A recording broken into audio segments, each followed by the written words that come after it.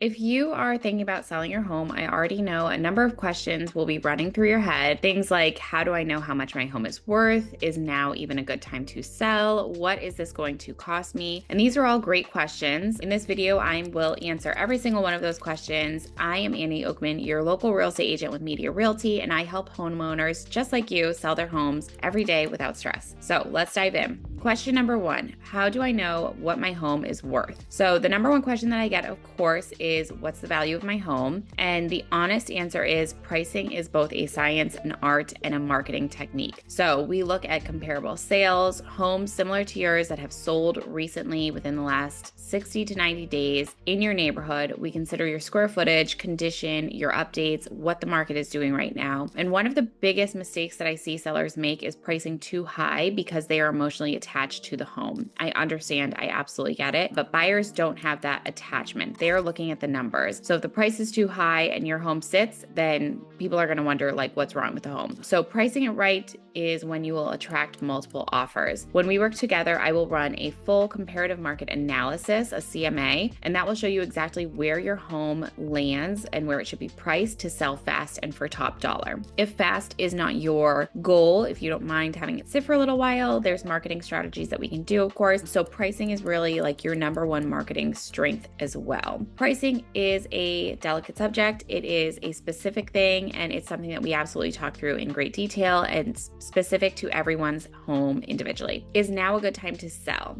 So this is the second question I hear all the time. Should I wait or should I sell now? Here's what I tell every client. The best time to sell is when it makes sense for you and your life. That said, let me give that a little bit of context. Inventory, which is the number of homes that are currently available for buyers, is still relatively low in our area in Central Mass. And that means that motivated buyers are out there and they're competing for good homes, but there's not enough of them. So if your home is in good condition and priced right, then you are in a strong position to sell. If you're waiting for the perfect market to sell your home, that is a gamble. What I focus on is making your home the most competitive option available when we list it. So that's regardless of the market conditions. Strategy beats timing every single time. So it's all about your strategy when you're going to place it on the market is just kind of a bonus. What does it cost to sell my home? So because there are real costs involved in selling, I want you to know about those things up front and so nothing catches you off guard. Here's a breakdown of what sellers typically pay for closing on their home. So staging and prep fees. So staging, I work with a stager that does pay at close, which is a great option, but not all stagers do that. That may be an upfront cost. So this can range from a couple $100s for some light decluttering and cleaning. Maybe you have a professional cleaner come, all the way to a couple of $1,000s if you're doing professional staging. And when we do an initial walkthrough of your home, I will walk you through exactly what your home needs so that you're spending smart and you're not spending big. You're not spending too much. Prepping your home can also include things like changing out your light bulbs, making sure all of your light bulbs work and that they're the same tone and color. So little items like that, but they can add up. Next would be real estate commissions. The national average is around 5.8%, split between the listing agent and the buyer's agent. This is something that we will discuss when we meet and have your listing consultation, so that we'll discuss it openly so that you know exactly what you're paying for and what you are getting for it. Commissions are negotiable. They are not fixed. They are not regulated by anything. So commission is something that can be negotiated when a buyer's offer comes in on the buyer side. Closing costs, this is typically 1 to 3% of the sales price. And that includes your title fees, your transfer taxes, escrow fees, recording fees, attorney fees, all of those items. Seller concessions. So sometimes the buyer will ask the seller to cover costs, some of their closing costs maybe, and this can range from 2 to 6% of the sale price as well. It's not required, but it may come up in negotiation. Inspection and repairs. So when a buyer has their inspection, the report of course will come through. There may be repairs that need to be made if we negotiate those. So we will negotiate strategically so we protect your bottom line, of course, but some things need to happen for the safety or security of the home. Mortgage payoff and moving costs. So I think moving costs is something that surprises a lot of people, but you don't want to forget these costs. Your remaining mortgage balance is going to get paid off at the closing, and then you're going to have your moving and relocation fees on top of everything. So the good news is we will sit down, we'll go through all of this together. I can give you a net sheet so that you know you've got a little bit of an idea of what you can anticipate for coming into your account on your closing day.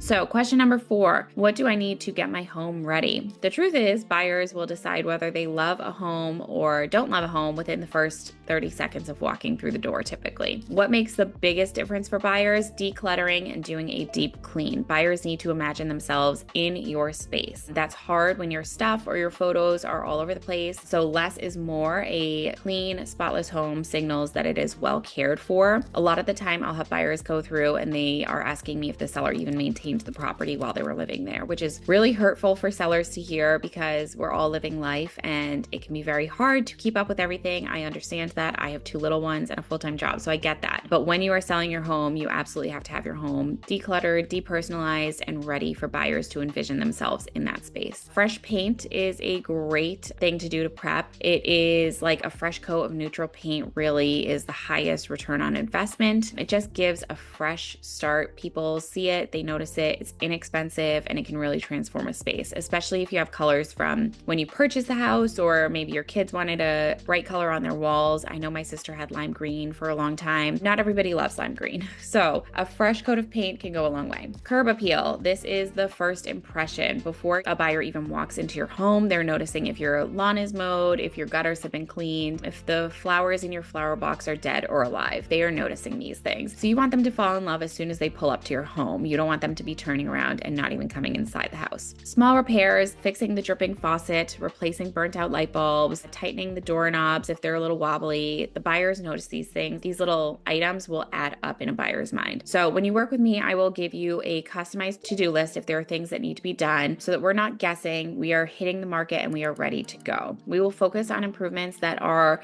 really going to move the needle for buyers in our market rather than things that will be silly for you to spend time on. So question number 5, how long will it take to sell? A lot of people want to know how long they're going to be living in the limbo. They don't want to be showing the property forever and it's a lot. I definitely understand that. You're going in and out. You've got showing requests coming in first thing in the morning, late at night, all throughout the day, all throughout the weekend. So it can definitely be not a fun environment to live in. Your house has to be ready 24/7 for a showing. So the honest answer, how long is this going to take? It depends on your price, your condition, your market activity, your motivation. There's a lot that factors into it. So a well-priced, well-prepared home in a healthy market, we often see offers within the first week or 2. But once you accept an offer, the escrow period typically takes 30 to 45 days. So during that time, the buyer's lender will order an appraisal and I will meet the appraiser at your home. So that's another walkthrough that we're going to do. A home inspection will take place. The buyers and the buyer's agent will be there for the home inspection. And then of course, title work will be done. You're going to review all of your closing documents and whatnot. You're looking at like 2 months that you will be on the market, but really